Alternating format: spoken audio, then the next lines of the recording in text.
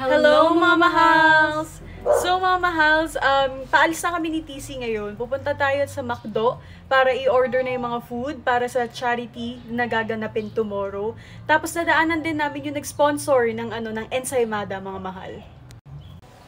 So, yun nga mga mahal. So, unahin muna namin yung McDo. Tapos, medyo kasi matagal dun eh. Mamimili kami kung ano yung pipiliin namin food para sa mga bata. Then, after nun, dadaanan na namin yung nag-sponsor sa amin ng pastry.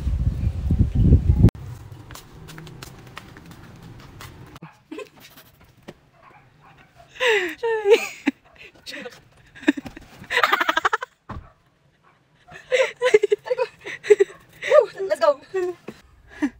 Punta na kami, mga mahals! Ano yun? Nadulas kasi ako dun kanina. Ayun, mga mahal. Bye! Yan, mga mahals, nakarating na tayo sa McDo. So, makakausap natin dyan yung manager. So, mas naging mabilis yung process. Kasi kapag manager, kabisado na nila lahat. Tapos, may papakita dyan na form, which is that, na for bulk orders yan, mga mahal. Tapos, sineta na rin namin yung bill, nakapili na kami ng food. Then, after nyan, mga mahal, pipick upin na natin yung cheese rolls para sa kids. Kunin natin ang cheese roll. Hello po. Kunin yung pinaiwan po ni Tita Jen na cheese roll. Okay. Thank you po. Thank you. Yay. Cheese roll. So mga mahal, sa bahay na kami. So nakita nyo naman sa videos kanina is nandun, pumunta tayo ng McDo, pinick up natin yung Ensaymada, tapos yun, antayin na lang natin yung tomorrow. By the way, yung Ensaymada is kaninang umaga lang binake. Sunday ngayon, tomorrow is Monday, October 29. Tapos, kaninang umaga lang binake yun. So, papakita din namin sa inyo yung lahat ng ginawa natin. Yun. Hello mga mahals! So this is the day of the feeding program. So ayan, nakaayos na kami. Aayusin na namin yung mga ibang kailangan gamit. Nilalagay sa sasakyan. Tapos proceed na tayo sa pag-pick up ng mga food and everything. Tapos binaba na ni NK yung mga books donation. Andito ipapakita ko. Wait lang. So ito yung mga used books, mahal. Used books namin to nung elementary, high school, ganyan. Well, alam kong pang grade school naman talaga. Pero kasi baka, alam mo yun, magamit nila yung pang high school sooner or later. Alam niyo na, so ganda na maging handa. So ayan si NK, dala-dala niya na yung tiririt namin. Kasi wala nga kaming kasama. Kaming dalawa lang talaga. Grabe, mga mahal. Tapos, pangalan nito, ayusin lang namin yung mga books, lalagyan namin sa sasakyan. Then, mag-proceed tayo sa McDo para i-claim yung mga food.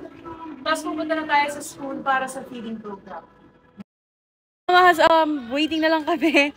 Tapos, ilo-load na natin to sa car. Then, kompleto na lahat. Thank you, Lord! At finally, next charity natin is magaganap na, which is today. So, super happy kami, sa totoo lang. Dahil ang tagal natin pinlano to. Ang tagal na parang gusto natin to mangyari. Tapos, hopefully is mapasunod-sunod natin. Pero dahil yun sa inyo, mga mahal, sobrang laki ng ng tulong nyo. Kasi hindi magaganap yung charity kung wala kayo. So, ipapakita namin to mamaya ng mas maayos. Pero ito yung isa sa nag-sponsor sa amin, Alec Food House. Ang sarap nito, mga mahal, super fluffy, super lambot na ensaymada. For sure, magugustuhan to ng mga kids talaga.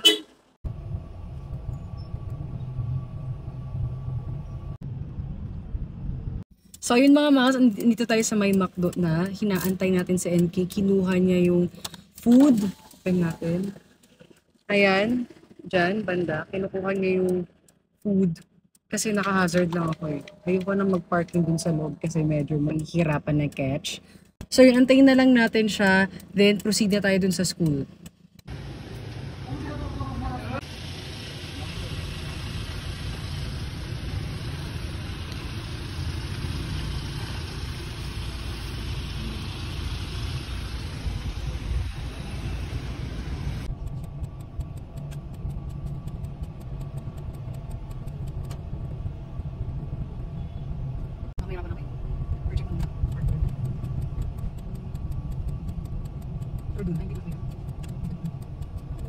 Wala. Yan yung school, mahal. Ito, yung area na yan. Wala kasing parkingan dun. So, dito muna ako sa bakanteng lote. Then, pumunta sa NK doon. I-check niya kung may pwedeng parkingan kasi ang dami naming dala. Yun. So, yun. Update lang ulit. Okay mga mahal, so ito yung school. Ito, lalakarin ko kasi titignan ko kung makakapasok si TC. Mukhang hindi. Mukhang dito siya magpa-park sa gilid. Ito yung school. Ito siya. So, maliit lang siya na school, mga mahal. Yan.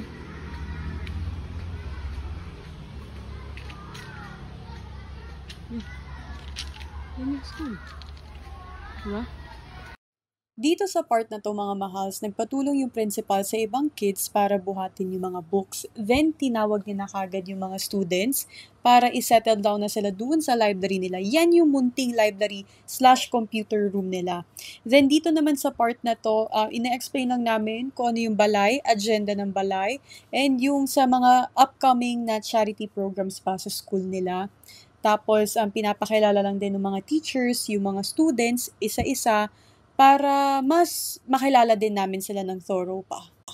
Aside sa mga used books na dinonate din namin, meron din kaming bagong libro na binibigay, which is yung more on nasa major subjects, so English, Science, Math, and Filipino.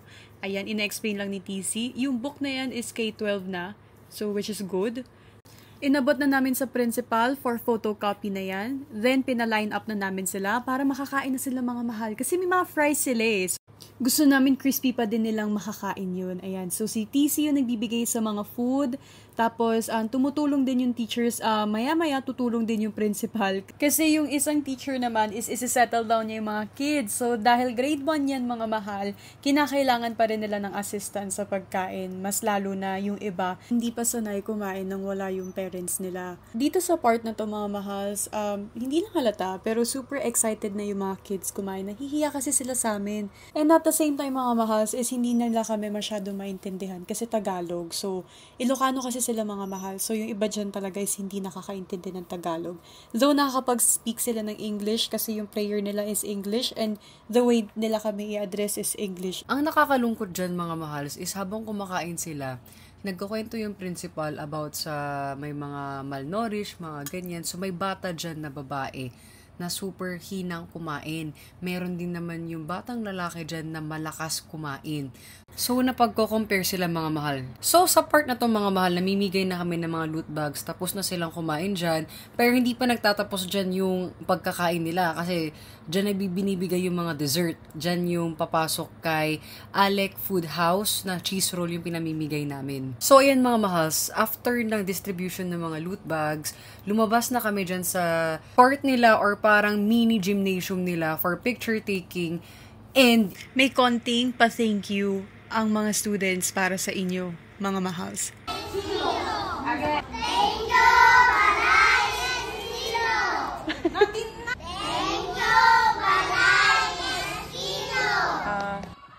Good morning po sa lahat. Nagpapasalamat po kami sa Balay Estilo sa kanilang advokasya na tulungan ng mga bata through feeding program.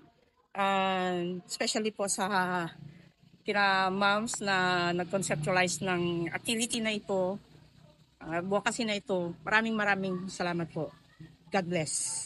Mga mahals, ito yung mga kids na tinulungan natin. So hopefully, by January, i-aim natin na yung buong school ng Jose Silson Elementary School is mapag-feeding natin, mabigyan natin ng supplies. So ulitin namin, maraming salamat sa mga nag-sponsor. Maraming salamat sa pag-support sa Balay des Chilo. Walang charity kung wala kayo. Yun lagi yung mga mahals. Thank you so much. So yun mga mahals, kakatapos lang ng feeding program. Yay! So super ang gaan ng feeding program ngayon kasi tuwang-tuwa yung mga kids. Gustong-gusto nila yung bag nila. Gustong-gusto nila yung pencil case actually. saka yung mga eraser kasi. Yung mga eraser, tapos kino-compare nila yung pencil case nila. Ito yung akin. Ang cute. So kung mapapansin nyo mga mahals na yung mga bata is unti lang, nagulat din kami kasi unti lang sila. Sobrang nagulat kami.